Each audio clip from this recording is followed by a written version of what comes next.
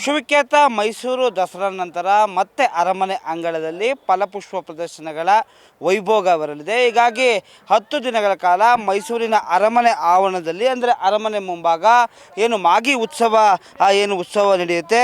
10 ದಿನಗಳ ಕಾಲ ಈ ಒಂದು ಮಾಗಿ ಉತ್ಸವವನ್ನು ಆಯೋಜನೆಯನ್ನು ಜಿಲ್ಲಾಡಳಿತ ಮಾಡ್ತಾ ಇದೆ.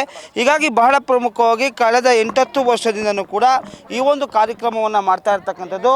ಡಿಸೆಂಬರ್ ತಿಂಗಳಲ್ಲಿ ಹೆಚ್ಚಿನ ಸಂಖ್ಯೆಯಲ್ಲಿ ಮೈಸೂರಿಗೆ ಬರುವಂತಹ ಪ್ರವಾಸಿಗರೇನಿದ್ದಾರೆ ಆ ಒಂದು ಪ್ರವಾಸಿಗರಿಗೆ ಮತ್ತಷ್ಟು ಮನೋರಂಜನೆಯನ್ನು ಕೊಡುವಂಥ ದೃಷ್ಟಿಯಿಂದ ಹೀಗಾಗಿ ಮೈಸೂರಿನ ಅರಮನೆ ಆವರಣದ ಮುಂಭಾಗ ಏನಿದೆ ಇಲ್ಲಿ ಫಲಪುಷ್ಪ ಪ್ರದರ್ಶನವನ್ನು ಮಾಡ್ತಾ ಇರ್ತಕ್ಕಂಥದ್ದು. ಬಹಳ ಪ್ರಮುಖವಾಗಿ ಒಂದೇ ಸೂರಿನಡಿ ಹಲವಾರು ರೀತಿಯಾದಂತಹ 10 ಹಲವು ಬಗೆಯ 50ಕ್ಕೂ ಹೆಚ್ಚು ಬಗೆಯ ಹೂಗಳನ್ನು ಪ್ರದರ್ಶನವನ್ನು ಮಾಡ್ತಾ ಇರ್ತಕ್ಕಂಥದ್ದು. ಇದರ ಜೊತೆ ಸಾಕಷ್ಟು ಸಾಂಸ್ಕೃತಿಕ ಕಾರ್ಯಕ್ರಮಗಳನ್ನ ಮಾಡಲಾಗ್ತಾ ಇದೆ.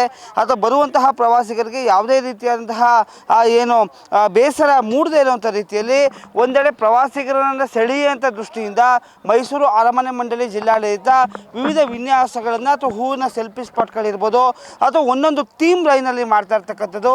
ನೀವು ಈಗ ದೃಶ್ಯಗಳಲ್ಲಿ ನೋಡ್ತಾ ಇರ್ಬೋದು.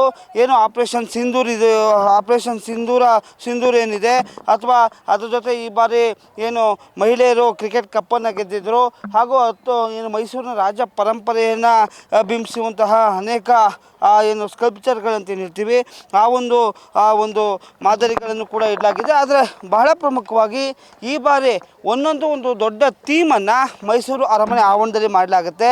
ಸಾಕಷ್ಟು ಬಾರಿ ಅಯೋಧ್ಯೆ ಟೆಂಪಲ್ ಇರ್ಬೋದು ಅಥವಾ ವಿಧಾನಸೌಧ ಇರ್ಬೋದು, ಮೈಸೂರು ಅರಮನೆ ಇರ್ಬೋದು, ಎಲ್ಲವನ್ನೂ ಕೂಡ ಮಾಡಿದರು.